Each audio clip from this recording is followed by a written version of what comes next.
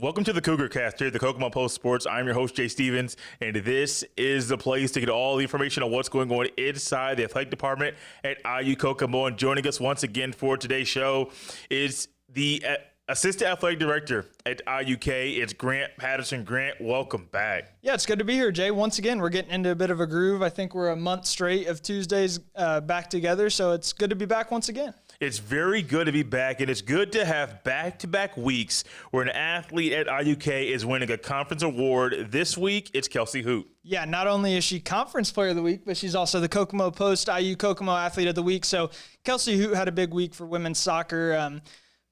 They've played a gauntlet of a schedule to open the season. Yeah. We're supposed to play 3 matches before this past Saturday's first home match, but only got in 2. They were both on the road against top 20 ranked foes. Both ended up being shutout losses, which are understandable against these stout opponents when we have a young team. But Hoot is an exception. She's a senior attacking midfielder, and she was uber impressive Friday night, I believe.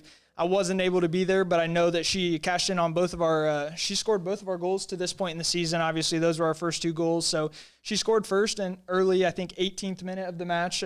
Freshman Addison Waller recorded her first point. So a little shout out to her. Congratulations to her on her first point. She earned the assist on Kelsie Hoot's first goal. And then Freed Hardeman would earn a red card. So that was our opponent Friday night. Freed Hardeman earned a red card, so they were playing down a student athlete the rest of the match. So it was 11 versus 10 in our favor. We took advantage of that. Freed Hardeman committed a foul late in the match, and Kelsie took the free kick and cashed in. She beat the goalie. Who needs a teammate? Who needs to find a head when you've got Kelsie Hoot booting a free kick? So shout out to Kelsie Hoot. Well-deserved honor for the senior. I'm sure this isn't her first time in her collegiate career, but very deserving for a veteran on a young squad. What's coming up this week for the soccer team? Yeah, so soccer's on the road Wednesday evening. They'll play an indoor match, a little bit unique. But due to the facility situation up at IU Northwest, they will play indoors tomorrow night in Crown Point. So they'll take on the Red Hawks of IU Northwest at 8 p.m. Eastern. There will not be a stream, so just check out iukcougars.com or our social media accounts. We'll keep you up to date via live stats. But then they'll return home for a Saturday match. We only have 2 more matches at Kokomo Municipal Stadium this year, so we really encourage you get out there to Municipal before you transition over to Northwestern High School. But we'll be at Municipal Saturday evening, 5 p.m. for kickoff for St. Xavier, a quality non-conference opponent out of Chicago. So should expect a good match there. Hopefully we can get 2 more, go over the 500 mark. There you go to 3-2-0. So that would be a big point in the season. And then conference play is really just around the corner, probably 2 or 3 weeks away, and we're right there. And then season's flying, man. I was talking with Sohaila and her assistant, Mia Moody, and we were just, wow. Like, yeah, we've only played 3 matches, but it seems like it's still July, especially with this heat. So a very weird feeling, but yeah, soccer's in a good spot, even though they're 1-2. We're not worried about them one bit. You know, I can't remember the last time or if I have ever watched a college soccer match indoors, especially at the NAIA levels. So if I'm one of the athletes, I'm like, wait, we could play indoors and I'll be playing outside when it's 85 degrees at 7 o'clock. That would be a little exciting to me. That's what I mean. I think that the student athletes are probably looking at it in a positive note for 2 reasons. 1, the heat. Yeah, definitely the heat. But 2, you play every match outside at the college level. Yeah. The only time I can talk of, I know a few years ago, Grand Park hosted the Big Ten tournament soccer, and that was indoors at their facility. So I know that it happens. It's normally weather-related. I don't think tomorrow night was weather-related. It is going to be hot, but at 8 p.m. it would be nice enough to play outside. So I think tomorrow is just a facility issue. But, yeah, they'll be playing inside tomorrow. So it'll be new for everybody, and it'll be something cool. Take them back to their AAU travel soccer days. Gotta love it. Gotta relive those glory days there. From soccer to volleyball. Once again, volleyball was playing 4 matches in a little over 24 hours. It's a little insane to think about, but just like the previous weekend, they went 3-1. Yeah, another 3-1 weekend. Hard to be too mad about that. I know Coach Heather Hayes and them, her staff, Lori Elson, assistant coach Audrey Talley, they're all in agreement that this team could have played a hell of a lot better than they played this past weekend. I'm sure of that. But to go 3-1 and know that you did not have your best or anywhere near your best, I think that's a good thing, honestly. I mean, don't you, Jay? Yeah. You don't have your best. You still squeeze out a 3-1 weekend. You lose to an Aquinas team that's not receiving votes or ranked, but in my opinion, from what I saw out of that match, they should be receiving votes at least right now. I know the new ranking comes out tomorrow, so hopefully they're receiving votes for our sake. That's a very stout squad, and they normally are. They've had a down year or two in the past, but we come back and play them this year, and they took it to us. So credit to them. But I was super proud. I didn't get to watch or anything. It's pretty expensive to watch this past weekend. Was. But bounce back in a big way to win 2 matches on Saturday, close out the weekend with a win over a 24th ranked Bethel squad, a squad that swept us last year on our home floor, pretty much embarrassed us last year. To come out and handle them in 5, that was big time. I know we beat them in 5 2 years ago, kind of getting a bit of revenge. Hopefully we can keep that streak going and not lose to them next year. But that was a tough match. We lost sets 1 and 3, and then we win sets 2, 4, and 5. So you have to. I mean, that's one of the toughest things in sports. Besides coming back from being down 2-0, 2-1 is the second hardest thing to do. So props to them and their fight all weekend. Down a few players for several different reasons, but they'll be back. They'll pick up a few more players this weekend, and I'm sure they'll be ready to roll, but this weekend will be no slouch. Before we move on to what's coming up this weekend, I have to ask you, because you're talking about players being down. I don't know what you're able to say about, I believe it's Mia Niekamp. Yeah. She got hurt in the last match in Marion. You have any update about her and her injury status? Yeah, I think we're pretty certain that Mia will unfortunately miss the rest of the year, but I'm sure that her mindset is to be back better than ever. She comes from an uber athletic family. Athletics come not first in the family, but obviously education. They're collegiate athletes, and they're at IU Kokomo, but man, they'll be good and ready to roll. I'm sure next year Mia will be fine, but she, like I said last week on the show, smile never leaves her face no matter how much pain she's in. So props to that kid. Feel so sorry for her. She's a hell of an athlete, but she'll be back in a big way next year, probably better than ever. What's coming up this week for the volleyball team? Yeah, so volleyball head out to Omaha, fly out Thursday morning. Big weekend on the docket. I know we'll battle number 23 University of Providence out of Montana, and then we'll also battle number 2 University of Northwestern. I believe they lost in the national title match to Indiana Wesleyan last year. So, hey, we did beat Indiana Wesleyan earlier this year, so who's to say we can't beat number 2 in the nation? We've already beat number 1. We've already beat number 6. They were 6. I'm sure they'll drop next week. We beat number 1, number 6, number 24. Let's beat number 23 and number 2 this weekend, Jay. Hey, man, that's a good way to try to get some to receive votes to get ranked. Yeah. I don't know where the volleyball team is currently ranked. 16th. That's not bad. No, yeah, we entered the season ranked 16th, 6-2 to this point. I'm pretty sure rankings come out Wednesday of this week. Okay. So we'll find out. But I don't expect us to drop too much, but you never know. Something happened over on this past Saturday, let me get my words correct, that was not a part of the volleyball team, wasn't a part of the soccer team, and it wasn't a part of a regular season match or game or race or cross country, nothing like that. We on here talked a couple times about a fundraiser that the cross country team was doing. It was a 5K fun run. You could walk it if you wanted to. $20 donation. They were selling different shirts and shorts and maybe a hoodie or two, just old gear that the cross country team had.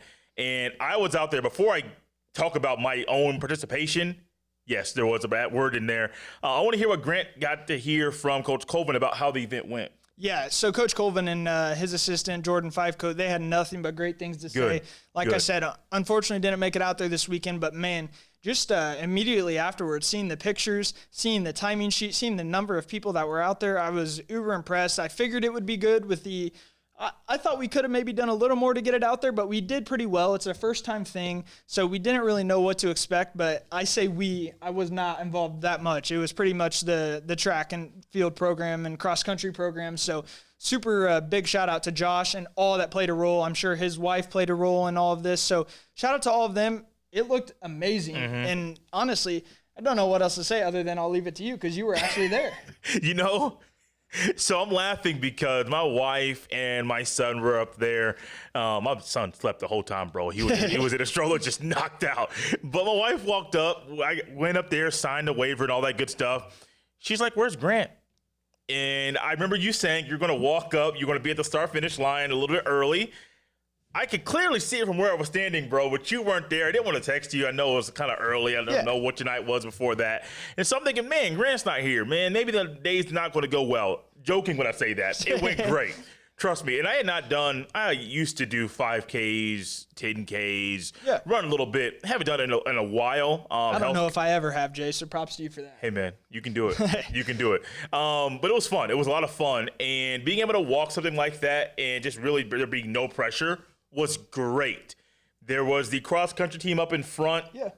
I forget who the guy that won it. I know Hannah Wells won for the Caleb girls. Vogel.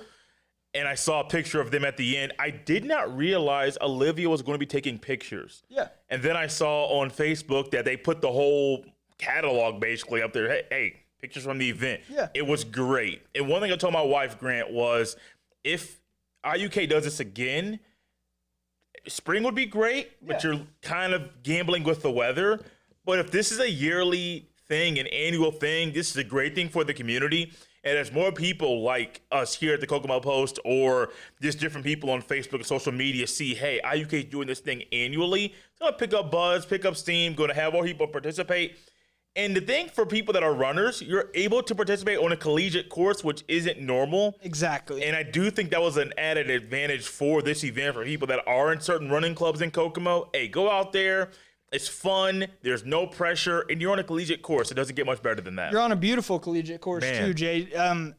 I used to be on the lead or trail gator when we had home cross country meets. No home cross country meets this year, but so you go through the trail. It's a beautiful trail. So for the runners of the group, you get to compete on a collegiate cross country course. For me, who I would be walking, you would get to see. I could probably run it, but man, in this heat, I would probably be laying face first before the finish line. But the beautiful Emerald Lake out there, run along the water near Northview Church. Big shout out to them for allowing us to utilize their facility and their property. But man, Josh Colvin and them put in a lot of work. I know him, Five Coat, Tally, Gaylor, I'm sure all of his coaching staff and some of his student athletes, I'm sure played a big role in it. And to see it go so well, I think it'll only get bigger. And the bigger number you have in front of your annual, this year was only first annual, but the bigger number you have in front of that annual, it starts to show that you're a proven event. You've done this before. You know what it takes, and you'll do the right things to make sure it goes smoothly. So last thing here is something I'm not going to do as far as IUK, but Grant went to Kokomo High School. Yeah. This weekend, our sports team is going to Northwestern at Eastern. Okay. Grant, week 1, week 2, nowhere on the schedule do I see Kokomo and Western playing at all in football. They play in basketball. There's a look on your face, and I know this was why I brought it up. I didn't prompt you with this before. Are you a person that believes that Kokomo and Western should play every year in football? No, I'm not. Okay. I think we've seen why. We saw why in sectionals 2 years ago. But I'm not gonna go any further than that. I'm a big fan. I'm a big fan of the Colby family. Big fan. Everything Kokomo athletics. I was a student athlete at Kokomo for 4 years. Was obviously a student at Kokomo for 4 years. Kokomo has a special place in my heart. Wildcats with a K have a special place in my heart, and especially the Colby family. Brett did a lot for me growing up. I was. Got to be, I mean, obviously I'm a good amount younger than Austin and his brother Cam, but I was always a ball boy growing up on the sidelines. So growing up around the Colby family, they're one of the nicest families we have in all of Howard County, and I want nothing but the best for them. And what a week 1 performance. I know it was a 21-point loss, but what a week 1 performance on the road against a perennial state power. Probably a state championship favorite in New Pal. So big time week 1 for them. And no, we should not be playing Western every week. We have better opponents. We'll leave it there. We got a rivalry we're going to visit this weekend in Northwestern and Eastern. Trust me, get out there to watch that game. Should be a good one. It should be a good one. And I think it would be good if Kokomo and Western played. I think it would be good for the community. I definitely agree there. And there would be different routes that the community, that the schools could take in order to boost things in the community. I know we've done toy drives, sock drives, canned food drives. I think that's what it's best for. I don't necessarily think the competition on the field would be great, but I do think that the competition off the field would be perfect, and it's a great way to raise whatever it is. Good vibes, good things between the two schools, and combine to work together to do something good, not in sports. I was purposely waiting for Grant to throw some shade or talk bad about Western like he did in Marion last year at the tournament, but I have nothing but good things to say about Western's AD Aaron Hyman. Yeah, and I have a lot of friends on the on different coaches out of Western, and I have plenty of friends out there, so nothing too bad to say. Just a friendly banner, friendly rivalry, considering I was a Kokomo Wildcat growing up. I appreciate I'm laughing because this is fun. I appreciate Grant coming on the show once again. He is the assistant athletic director at IUK for communications. Guys, this has been the Cougar Cast. We'll see you next time.